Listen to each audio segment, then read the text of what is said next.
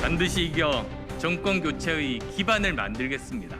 독한 결심과 그리고 섬세한 그런 정책으로 이제 서울시를 재건축해야 합니다. 문재인 대통령은 전 강요와 함께 광화문 광장에 엎드려 국민께 사죄해야 옳습니다, 여러분.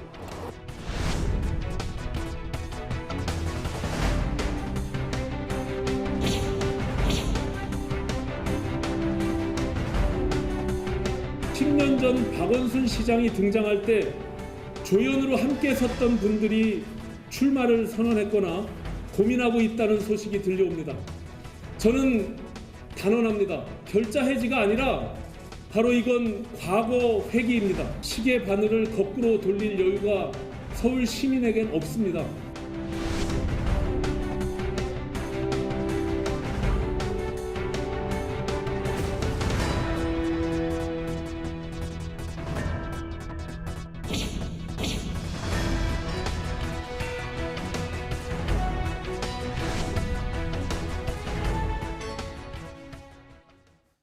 네, 서울시의 어떤 게임 체인저, 그러니까 이런 분위기를 확 바꿔버리는 게임 체인저가 되겠다고 선언한 오신환 전 의원과 함께 하겠습니다. 어서 오세요. 예, 안녕하세요.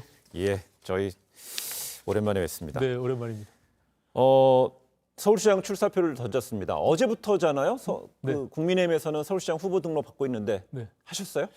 아니요, 요즘에 인사청문회를 보면 재산 세금 문제로 사고를 많이 쳐서요. 네. 제가 꼼꼼히 서류를 챙기고 있고요. 내일쯤 하려고 합니다. 챙길 게 많으세요? 예. 아무래도 꼼꼼히 챙겨야죠. 그렇죠. 적든 많든 그럼요. 그렇죠? 예. 잘 챙겨야 될 것 같아요. 그런데 이제 서울시장 출마 같은 목표를 가지고 있는 두 인물, 나경원 전 원내대표하고 오세훈 전 서울시장에 대해서 강하게 비판했습니다. 네. 이번 서울시장 보궐선거를 대선을 위한 징검다리로 생각한다, 이렇게 강하게 비판하셨네요. 징검다리로 생각하는 거를 비판한 것은 아니고요. 예. 저는 서울 시민들께서 이번 서울시장 보궐선거를 대선의 징검다리로 생각하는 사람들보다는 서울시를 위해서 누가 일을 잘하는 사람을 선택할 것이다. 저는 그런 취지로 말씀을 드린 겁니다. 예. 그렇다면 근데 오세훈 전 시장, 그다음 나경원 전 원내대표도 다 이번 서울시장이 마지막이다. 네. 이런 식으로 강조하고 있잖아요. 그런데 그러면 오세훈, 지금 만약에 오신환 전 의원이 볼 때는 대선을 위한 징검다리가 안 되게 할 수 있는 어떤 방법이 있나요? 그거는 이제 그 이후에 네. 시민들의 또 여론이 굉장히 중요하기 때문에 본인들이 지금 나경원 전 의원의 경우는 자기가 마지막 선출직이다 뭐 이렇게 말씀을 하고 계시고, 오세훈 시장은 어쨌든 1년 뒤에 다시 한번 선거를 나가겠다 이런 정도의 표현을 하고 계시거든요. 그러니까 그 대선으로 가는 과정의 징검다리는 뭐 차후에 또 지켜볼 필요가 있는 그리고 거죠. 이런 거 어때요? 만약에 국민의힘 그 당내 경선에서 진 후보, 네. 그다음에 또 본선에 나가서 그 여당 후보랑 해서 진 후보는 만약에 다음 큰 선거에는 안 나가겠다, 이런 식으로 뭐 확약서를 쓰자 뭐 이런 식의 제안 하실 근데 생각 있나요? 그것이 본인들이 명확하게 나는 이번에 경선에서 지게 되면 그럼 다음 대선에도 안 나가겠다 뭐 이런 것들을 서명하기에는 사실은 좀 쉽지는 않을 것 같습니다. 네. 예. 본인들이 어떤 생각을 하고 있는지는 제가 정확하게 모르겠고요. 현실적으로는 좀 어려울 거다. 네. 강제할 수는 없을 것이다. 네네. 근데 지금 저 언급하고 있는 이 두 인물은 이게 이른바 빅2라고 그러잖아요. 네네. 그러다 보니까 이제 당 밖에는 안철수 국민의당 대표하고 그래도 좀 겨눠볼 만한 좀 거물급이 등장했다. 네. 이런 평가도 있습니다. 그건 어떻게 생각하세요? 소위 안 나오라고 하는 세 분이 이렇게 하나로 묶이는 것은 제가 안나오? 안철수, 나경원, 이름이 오세훈. 되게 많아요. 안오나도 있고요. 뭐 여러 가지 있습니다. 예, 그 세 분이 함께 묶이는 것은 다 당연하다고 생각을 하고요. 그래서 제가 사실은 10년 전 조연들이라고 말씀을 드린 겁니다. 2011년 예. 선거요. 그러니까 10년 전에 예. 선거죠. 그러니까 안철수 대표와의 단일화 경쟁은 불가피한 측면이 있는데, 저는 이렇게 같은 묶음으로 세 분이 경쟁하게 되면 저는 몸무게대로 결과가 나올 거다 이렇게 생각을 하는데요. 네. 국민의힘의 경선 과정에서 오신환이 나경원과 오세훈을 꺾는 그런 파란을 일으킨다면 저는 안철수 후보와의 단일화 경쟁에서도 파괴력이 있고 반드시 이길 수 있다. 저는 그렇게 생각합니다. 예. 조금 전에 이제 얘기했던 안철수 대표와는 바른미래당 시절에 네. 한솥밥 먹었잖아요. 네네. 드셨잖아요. 네. 그런데 이 최근 안철수 대표의 행보에 대해서 뒷북 정치라고 강하게 비판했습니다. 네. 무슨 얘기예요? 아니, 조금 전에도 뭐 단일화에 대한 본인 입장을 밝혔다고 제가 언론을 통해서 봤는데, 예, 지금 나왔어요. 예. 그 이제 오늘도 뒷북 정치를 하신 거죠. 왜냐하면 제가 초반부터 범야권에 대한, 그러니까 대통합을 전제로 한 범야권 단일 경선을 주장을 해온 바가 있거든요. 네. 근데 안철수 대표께서 거기에 대한 입장 표명을 계속 미루시다가 결국에는 국민의힘의 경선 열차는 이미 출발을 한 거죠. 네. 근데 오늘 제가 주장한 것을 그대로 얘기를 했거든요. 그런 측면에서 보면 저는 여전히 이 애매모호한 측면의 시기를 놓치는 것이 주변 사람들을 여전히 지치게 하는 그런 뒷북 정치다 이렇게 생각을 하고요. 네. 이 부분에 대해서는 이제 당이 또 심도 있게 논의를 하지 않을까 이렇게 생각합니다. 근데 조금 전에 이제 밑에 자막도 나갔지만은요, 안철수 대표가 이렇게 얘기했습니다. 국민의힘에 대해 요구를 했는데 경선 플랫폼을 열어달라. 기꺼이 응할 것이다 이렇게 얘기했는데 뭐냐면 안철수 대표는 느닷없이 제1야당이 입당 요구를 수용하기는 어려웠다. 그것이 마치 단일화를 자신이 거부하는 것처럼 비추어지는 것도 경계해야 했다. 그러니까 이제 그 당시 그러니까 결국 국민의당 네. 당적은 그대로 유지하고 대표 유지하면서도 국민의힘 경선에 가서 참전하겠다. 아니 그러니까 지금 국민의힘에 아까 말씀하신 네. 대로 어제부터 후보 등록을 받고 있잖아요. 예, 5일인가 4일간 국민의힘의 경선 열차는 이미 출발했는데 예. 그걸 왜 굳이 오늘 얘기를 하냐는 거예요.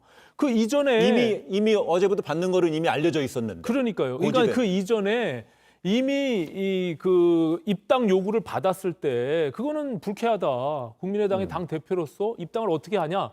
저도 그 부분에 대해서는 좀 무리였다라고 생각을 하거든요. 네. 그러면 그렇지 않고서 국민의힘과 같이 야권의 공동 경선을 만들자. 네. 기구를 만들어서 그 원샷으로 함께 하자라는 제안을 왜 못했습니까?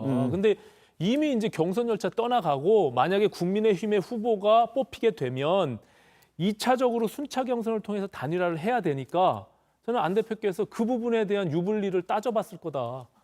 그래서 오늘에서야 여전히 뒷북을 친 것이 아닌가 저는 이렇게 생각합니다. 그럼 오늘 안철수 대표는 이랬습니다. 누가 단일 후보로 선출되더라도 그 인물의 당선을 위해서 뛰겠다고 대국민 서약을 하자. 그걸 불출마하자는 걸 약속하자는 거잖아요. 네. 이건 설득력이 있나요? 그거는 지난번 이 12월 20일 날 출마 선언할 때 네. 이미 대국민 선언을 안철수 대표는 한 것이거든요. 자기는 정권 교체에 대한 미랄이 되겠다. 그리고 단일화를 통해서 자기가 만약에 안 되더라도 희생하겠다. 뭐 그런 부분들은 얘기한 거기 때문에 전혀 새로운 것이 아니다. 저는 이렇게 생각합니다. 그럼 핵심적으로 그러면 그 오신원 전 의원이 생각하는 야권 단일화, 가장 이상적인 단일화, 국민의 눈에는 싸우는 것 같지도 않고 아주 건강하게 네. 싸우는 방식, 경선은 어떤 겁니까? 지금 말씀드린 대로 저는 이미 초반부터 네. 지금 안 대표가 이제서야 제안한 범야권의 공동 경선을 주장한 바가 있고요. 네. 다만 지금 말씀드린 대로 국민의힘의 경선 열차가 떠났는데 이제서 갑자기 안철수 대표가 똑같은 주장을 하니까 저는 당의 공천관리위원회나 당의 지도부가 이 부분에 대해서 논의를 할 거라고 생각을 네. 하지만 저는 이것이 무리다, 받아들일 수 없다라고 하면 이제 마지막 남은 수순은 아까 말씀드린 대로 국민의힘에 제대로 된 후보가 선출이 되고 네. 그 이후에 안 대표와 2차적으로 경선을 할 수 있는 마지막 기회는 남아있다 이렇게 생각합니다. 그렇게요. 네. 그래요. 그러면 만약에 지금 현재 서울의 게임 체인저가 되겠다는 오신환 전 의원이 볼 때 지금 국민의힘 후보들 뭐 10명 두 자릿수 가까이 되잖아요. 네. 그분들 중에 중간에 이제 중도 탈락하실 분도 분명히 나올 수 있다는 진단인데 현재 판세 어떻습니까?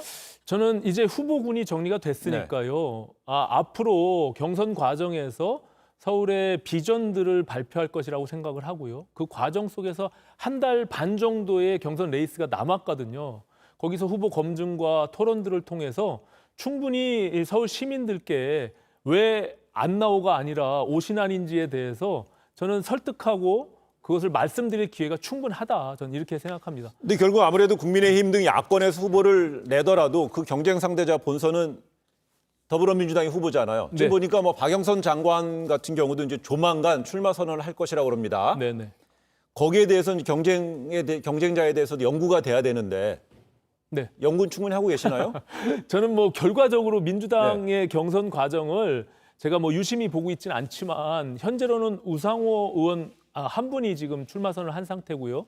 지금 박영선 장관이 곧 출마를 하리라고 예측이 되는데 저는 이 부분이요. 어제 대통령께서도 언급하셨지만 저는 피해자에 대한 2차 가해다라고 생각을 합니다. 네. 당원을 수정을 했잖아요. 저는 당원을 무조건 못 바꾼다라는 말씀을 드리는 것이 아니라 이번 선거는 박원순 시장의 성추행 의혹으로 불거진 것인데 이것을 당원을 개정하면서까지 후보를 내는 것 자체가 문제다. 이 부분에 대해서는 저는 다시 한번 이것을 철회하는 것이 저는 옳은 방향이다라고 생각하고요. 네. 박영선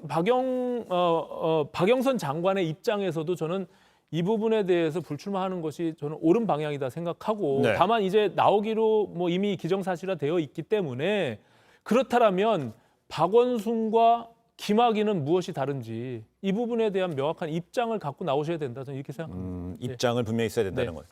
지금 잇따라서 보니까 마지막 질문 드릴게요. 지금 한 1분밖에 시간 네, 없네요.